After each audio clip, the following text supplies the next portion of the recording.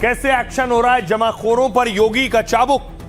अब देखिए जमाखोरों ने चीनी जमा की, तो ये आप देख रहे हैं मुजफ्फरनगर प्रशासन ने छापा मारा है, रेड की है मुजफ्फरनगर में।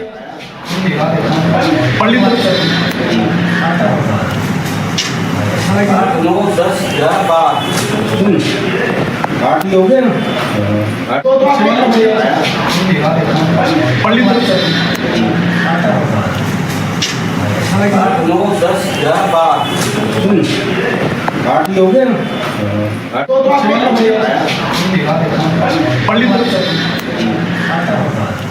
न सिर्फ मुजफ्फरनगर, अगली तस्वीर देखिए, बागपत में भी रेड हुई है। प्रशासन चौकस हो गया है, जमाखोरों पर एक्शन हो रहा है।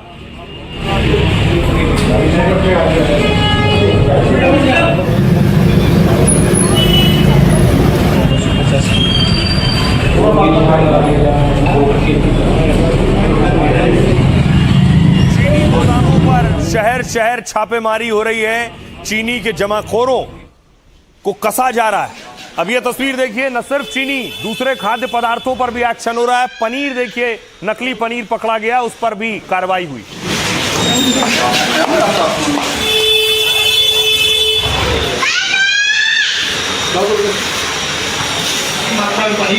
और आप ये देखिए किस तरीके से ये देखिए कूड़ेदान लाया गया, उसमें उठा उठा के पनीर भरा जा रहा है, फेंका जा रहा है। एक तरफ देश में चीनी के दाम आसमान छू रहे हैं, तो दूसरी ओर योगी ने छापेमारी शुरू कर दी है। बागपत से लेकर मुजफ्फरनगर तक ताबड़तोड़ एक्शन हो रहा है। योगी के अफसरों ने पड़ताल शुरू की तो कालाबाजारी करने वालों में हड़कंप मच गया। जनता के हक पर डाका डालने वालों को योगी की टीम ढूंढ रही है। मकसद साफ है, यूपी में चीनी के जमाखोरों को बख्शा नहीं जाएगा। अब देखिए जरा यूपी में कैसे कार्रवाई हो रही है, किस किस पर कार्रवाई हो रही है और कैसे पुलिस एक्शन ले रही है। सबसे पहले चीनी महंगी होने के बाद योगी ने आज एक बड़ी बैठक ली। इस दौरान सीएम योगी ने अफसरों को सख्त निर्देश दिए। कहा चीनी की कालाबाजारी करने वालों पर कड़ी कार्रवाई हो। 30 से ज्यादा दिनों तक कोई चीनी का स्टॉक नहीं कर सकता है। योगी ने कहा कि एक समय में यूपी में कोई भी डीलर अगर 400 टन से ज्यादा स्टॉक रखे तो उस पर एक्शन हो। योगी के साफ निर्देश हैं कि बाजार में सप्लाई रुकनी नहीं चाहिए, ताकि लोगों पर चीनी की किल्लत या महंगाई का असर न पड़े। नियम के खिलाफ भंडारण ना हो, इसकी निगरानी की जाए। सीएम के आदेश के बाद बागपत में अफसर फील्ड पर उतर गए।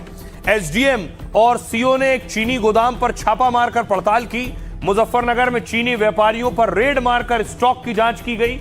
संभल में कालाबाजारी रोकने के लिए प्रशासन ने स्टॉक चेक किया। बरेली और नोएडा के डीएम ने बैठक कर स्टॉक की जानकारी ली है। सीएम ने गड़बड़ी पर एस्मा के तहत एक्शन की बात कही है। एस्मा का मतलब होता है आवश्यक सेवा अधिनियम, यानी जो देश या राज्य में जरूरी चीजों सेवाओं की सप्लाई होती है, उस पर अगर जमाखोरी करता है, इस कानून का उल्लंघन करने पर सरकार एक्शन ले सकती है। आरोपी को गिरफ्तार और दोषी पाए जाने पर सजा हो सकती है। एस्मा के तहत 6 महीने तक की कैद या जुर्माना या फिर दोनों हो सकता है। तो योगी की कोशिश है कि उत्तर प्रदेश में चीनी के दाम न बढ़ने पाए, जमाखोरी ना हो। योगी ने एक बात और कही है कि यूपी में चीनी पर्याप्त है, कोई कमी नहीं है चीनी की। स्टॉक देखिए जरा चीनी का क्या है। चीनी का स्टॉक यह है कि चीनी मिलों में चीनी जो रखी है वो है 179 लाख क्विंटल चीनी मिलों में। इसके अलावा देखिए निजी चीनी मिलों में 150 लाख क्विंटल चीनी है निजी चीनी मिलों में, और निजी चीनी मिलों में लगभग 23 लाख क्विंटल है, और दूसरी चीनी मिलें जो हैं उनमें 5 लाख क्विंटल है। कुल मिलाकर चीनी की कोई कमी नहीं है, यह कहना है सीएम योगी का। सुनिए जरा योगी के मंत्री क्या कह रहे हैं।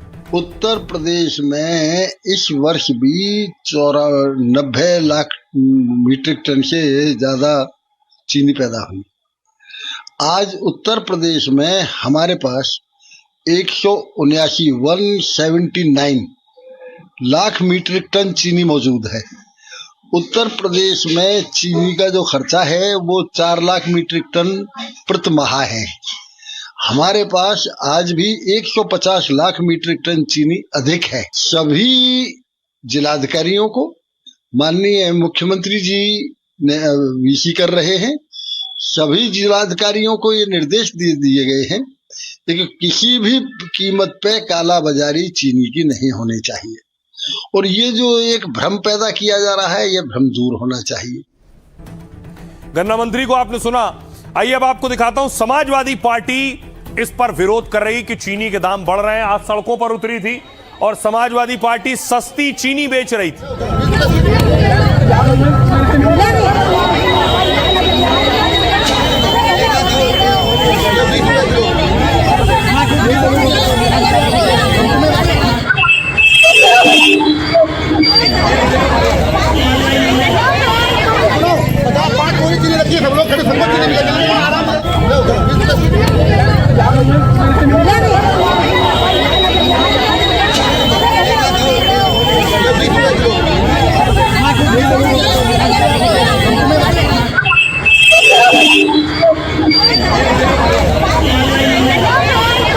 आइए अब आपको बताऊं, इस पर सियासत हो रही। सियासतदान चीनी के बढ़ते दामों पर सवाल खड़े कर रहे हैं। अखिलेश यादव देखिए क्या कह रहे हैं। अखिलेश ने कहा यह मुनाफे के लिए पेट्रोल में एथेनॉल मिलवा रहे हैं, मुनाफा कमाने के लिए ही चीनी महंगी कर रहे हैं। चीनी के दाम तब बढ़ाए जा रहे हैं जब त्योहार आ रहे हैं। आपको मिठाई खरीदनी है लेकिन वो महंगी है। गुलाब जामुन, रसगुल्ला और बर्फी महंगी हो गई है। मल्लिकार्जुन खड़गे ने कहा त्योहारों से पहले चीनी की मिठास में कड़वाहट घुल गई है, क्योंकि 3 महीने में चीनी करीब 40% महंगी हो गई है।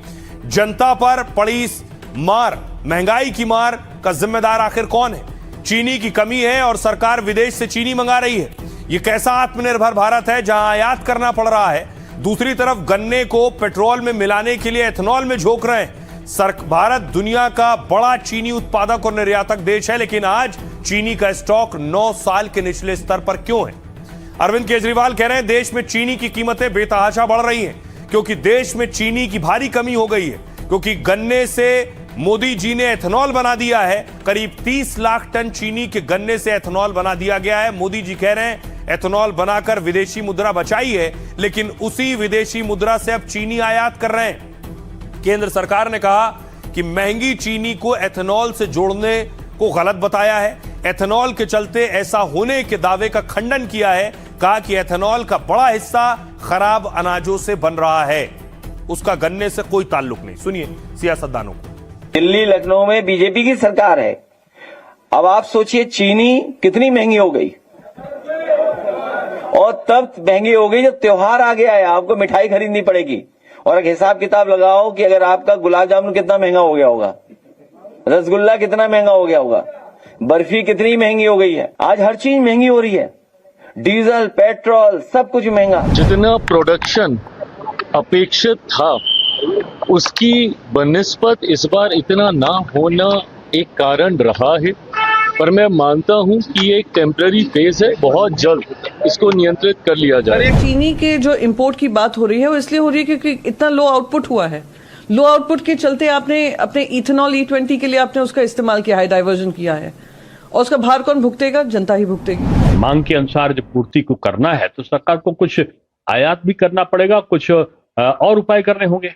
थोड़े दाम अगर बढ़े हैं तो इसका मतलब एथेनॉल नहीं है, क्योंकि एथेनॉल के तुलना में देखो जो 12% की खपत होती थी एथेनॉल की वो घट के 9% रह गई है, यानी एथेनॉल का प्रयोग कम हुआ है। तो कीमत की वृद्धि को एथेनॉल से जोड़ना ये न्याय संगत नहीं है।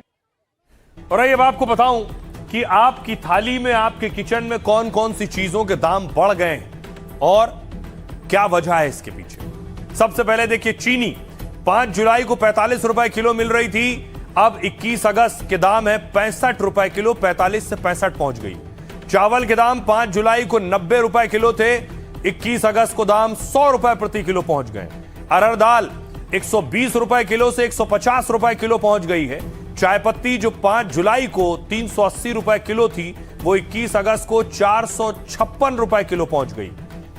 इसके अलावा चना जो 80 रुपए किलो था वो 85 रुपए प्रति किलो पहुंच गया है। सरसों तेल 160 रुपए किलो से पहुंच गया है 190 रुपए किलो। काजू 5 जुलाई को 1000 रुपए किलो था और 21 अगस्त को 1500 रुपए किलो पहुंचा है, यानी 500 रुपए की बढ़ोतरी हुई। बादाम 5 जुलाई को 800 रुपए किलो मिल रहा था, 21 अगस्त को 1100 रुपए किलो हो गया है। आलू पिछले हफ्ते 20 रुपए किलो था, 21 अगस्त को दाम 25 रुपए किलो तक पहुंच गए। प्याज 30 रुपए किलो था, 60 रुपए किलो तक पहुंच गया है प्याज अलग अलग जगहों पर।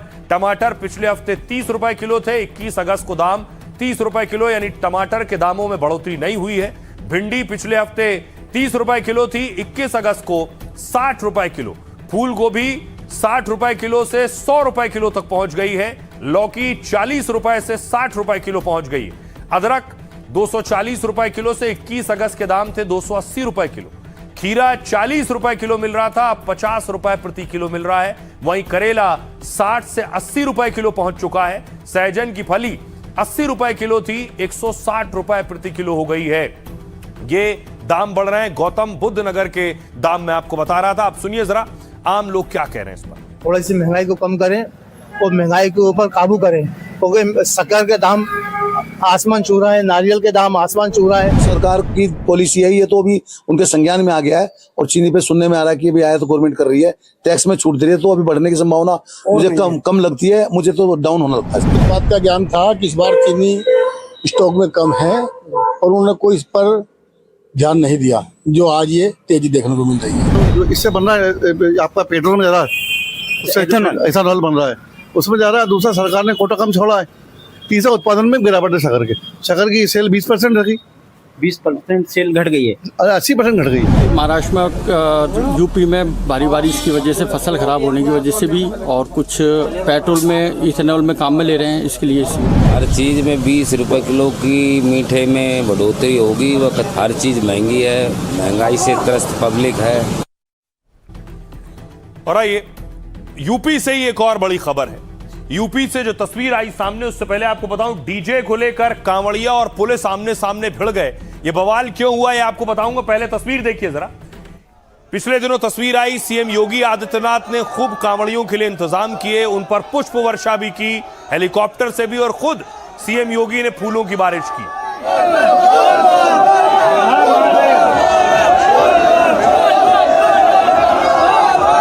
लेकिन कुछ तस्वीरें ऐसी आई जिन्होंने चिंताएं बढ़ाई और विचलित किया। ये तस्वीर देखिए, डीजे चल रहा था, डीजे पर डांस हो रहा था, पुलिस वहां मौके पर मौजूद थी।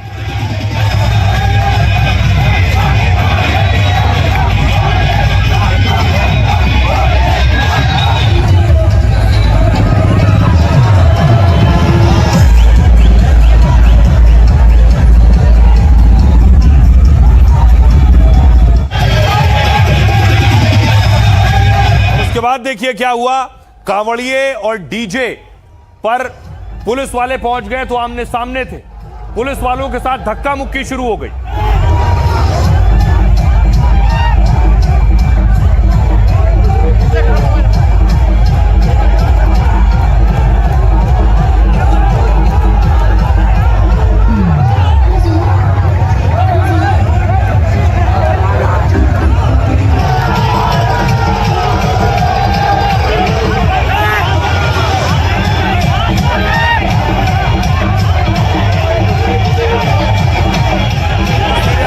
पुलिस से धक्का मुक्की हो रही है, और यह धक्का मुक्की कहां तक पहुंच गई, यहां तक पहुंच गई कि इंस्पेक्टर साहब को बोलना पड़ गया कि मैं इस्तीफा दे दूंगा, रिजाइन कर दूंगा। इंस्पेक्टर मौके पर मौजूद है, हाथ में माइक लिए हुए।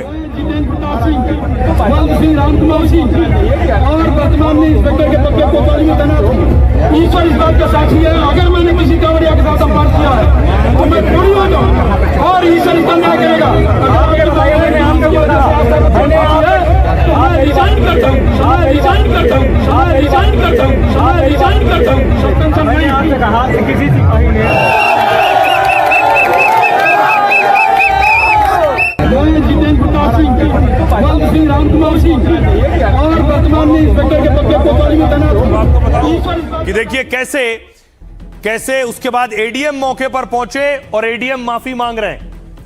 एडीएम के आश्वासन पर कांवड़िए माने हैं, एडीएम साहब खुद हाथ जोड़कर खड़े हुए हैं। देखिए सर, ये देखिए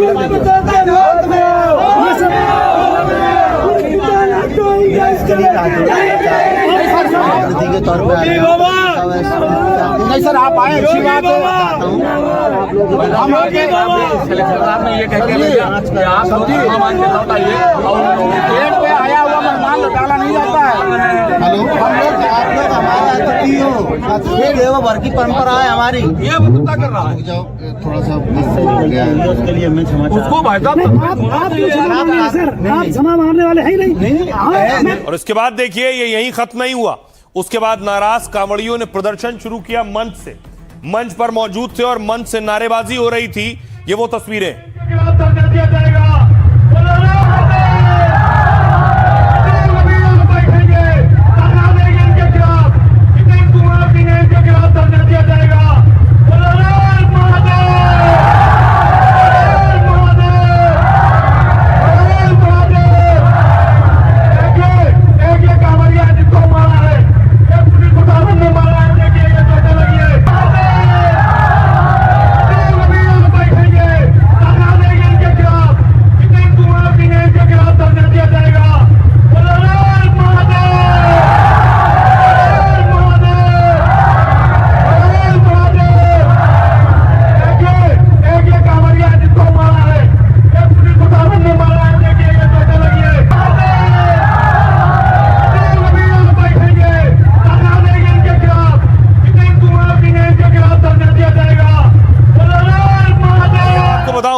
ये पूरा बवाल क्या है, हुआ क्या आखिर। ये तस्वीर आप देख रहे हैं, कन्नौज में कांवड़ यात्रा में डीजे को लेकर विवाद हुआ। पुलिस ने कांवड़ियों को डीजे आगे ले जाने से रोका तो हंगामा शुरू हो गया। कहासुनी इतनी बढ़ गई कि कांवड़िये सड़क पर बैठ गए। कांवड़ियों ने मंच पर कोतवाल के निलंबन की मांग करते हुए कहा कि जब तक कोतवाल निलंबित नहीं होंगे जलाभिषेक नहीं होगा। लगभग 2.5 घंटे तक हंगामा हुआ और झड़प की स्थिति बन गई। पुलिस अधिकारी ने मौके पर पहुंचकर मामला शांत करने की कोशिश की। एडीएम और एएसपी ने कांवड़ियों को कार्रवाई का भरोसा दिलाया है। उन्होंने कहा जो भी दोषी होगा उसके खिलाफ एक्शन लिया जाएगा। इस बीच कन्नौज कोतवाल ने भी अपने इस्तीफे का ऐलान कर दिया है। उन्होंने कहा अगर मेरी गलती है तो मेरा सिर और आपका जूता बराबर है। मैं भी सनातनी हूं, मैंने किसी कांवड़िये का अपमान नहीं किया है। दरअसल यूपी में कांवड़ यात्रा में डीजे बजाने को लेकर नियम है। डीजे की ऊंचाई अधिकतम 12 फीट, आवाज 75 डेसिबल से ऊपर ना हो। दावा है कि इन्हीं मानकों के आधार पर पुलिस ने यात्रा को रोका, लेकिन बाद में बातचीत के बाद कांवड़ यात्रा रवाना कर दी गई। सुनिए क्या कुछ कह रहे हैं इंडिया। अनाउंसमेंट कर रहा हूं, शपथ के साथ अनाउंसमेंट कर रहा हूं, अगर मैंने कोई गलती की है तो मेरा सर और आपका जूता बराबर। मैं रिजाइन कर, मैं पूरे समाज के साथ कह रहा हूं, अगर इनकी ये है कि मैंने, अगर ईश्वर साक्षी है, मैंने किसी कांवड़िये का अपमान किया है, ईश्वर इसका न्याय करेगा। और आप कहते हैं मैं अभी रिजाइन करता हूं इतने समाज के सामने, मैंने कुछ भी गलत नहीं किया। और लालू जो है कांवड़ लेके आए थे क्योंकि संख्या ज़्यादा थी और जो डीजे वगैरह के और झंडा वगैरह वो ऊंचे थे, तो धक्का मुक्की में कुछ बात हो गई। संदर्भ में फिर बातचीत की है, सब लोग जो है मान गए और जिस व्यक्ति की गलती है उसकी जांच करवा के जो भी दोषी होगा उसको गिरफ्तार। अब आइए देखिए, खबरों में आगे बढ़ूं उससे पहले एक और तस्वीर आपको दिखाता हूं कि कैसे यूपी में ही देखिए, यूपी में अखिलेश ने योगी आदित्यनाथ पर हमला किया और इस हमले का जवाब सीएम योगी ने भी अखिलेश यादव को दिया है। अखिलेश यादव दरअसल बोल रहे थे, उससे पहले योगी आदित्यनाथ ने अखिलेश पर क्या कुछ कहा और खासतौर से पीडीए को लेकर आजकल बवाल चल रहा है। देखिए जरा। सीएम योगी ने कहा कि गिरगिट की तरह रंग बदलने वाले लोग कैसी परिभाषा करते हैं। पी की परिभाषा पहले पिछड़े से, फिर पी की परिभाषा पंडित से, और आप देखना एक दिन वो पी की परिभाषा पाकिस्तान कर देंगे। कल्याण सिंह के निधन पर सपा के मुखिया ने श्रद्धांजलि नहीं दी। उन्होंने जो किया वो जाति अपमान है, हर हिंदू का अपमान है। ये लोग वैसे गिद्ध हैं कि जिस पेड़ पर चढ़ेंगे उसी को सुखा डालेंगे। अखिलेश यादव ने जवाब दिया, अगर पी से पाकिस्तान हो गया तो बीजेपी मतलब भाग जाओ पाकिस्तान। पीडीए से घबराए हैं इसलिए इसकी परिभाषा बदल रहे हैं। जितनी इनकी पीड़ा बढ़ेगी उतना पीडीए आगे बढ़ेगा। पीडीए का मतलब यह भी है कि प्रेम, दया और अपनापन। समाजवादी जितना प्रेम, दया और अपनापन से लोगों को जोड़ेंगे, पार्टी उतनी ही मजबूत होगी, भविष्य में ऐतिहासिक सरकार बनाएगी। सुनिए क्या कुछ कह रहे हैं अखिलेश यादव और दूसरे सियासतदान। क्रिकेट की तरह रंग बदलने वाले लोग कैसे परिभाषा करते हैं। पी की परिभाषा पहले पिछड़े से, फिर पी की परिभाषा पंडित से, और आप देखना एक दिन वे पी की परिभाषा पाकिस्तान से भी कर देंगे।